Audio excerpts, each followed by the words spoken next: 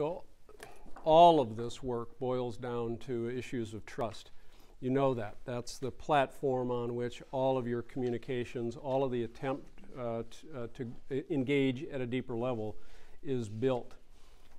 And again, to piggyback on some of the things that Ken was layering in for us yesterday, let's just stop and take a look at trust fundamentally, but then also think about it from the standpoint of the millennials. This arithmetic formula is the creation of Meister, Green, and Gelford in their book, The Trusted Advisor, in 2000. And even though they're not millennials, and even though this is not intended to speak only to millennials, I think it's one of those things that becomes very important that we consider. The T in this is trustworthiness.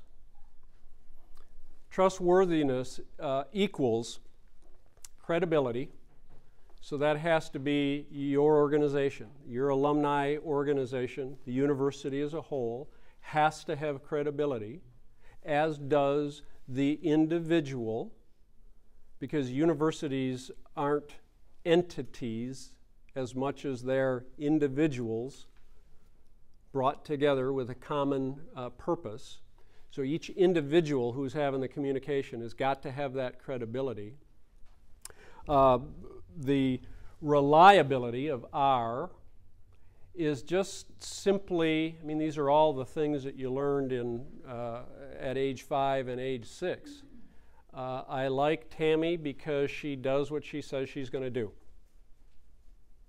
We've got all kinds of fancy phrases for that, under promise and over deliver, but it's simply one of reliability. Make good on your word. The more that that happens in an uninterrupted string, trust grows. The I is intimacy.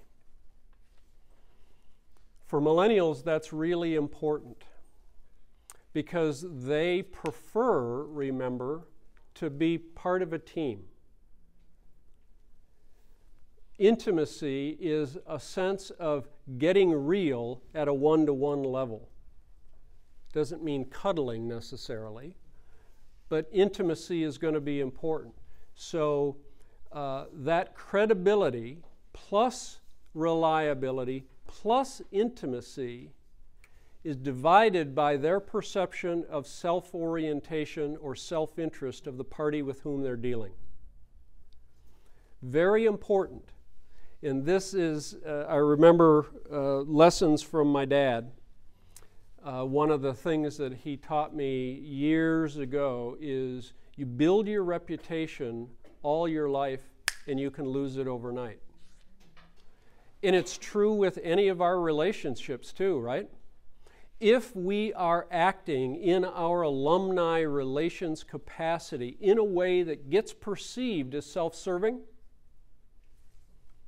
everything that we tried to build gets divided by that power, by that factor. So when Ken was going through the touch point exercise yesterday, that we didn't do, he lifted it up, I really hope you do that, because it's not just a great basis for communications audit or assessment, but it's also a way for you to take another look at how you're exhibiting and acting on this whole trust equation. Everything that you're working on is built on that framework of trust.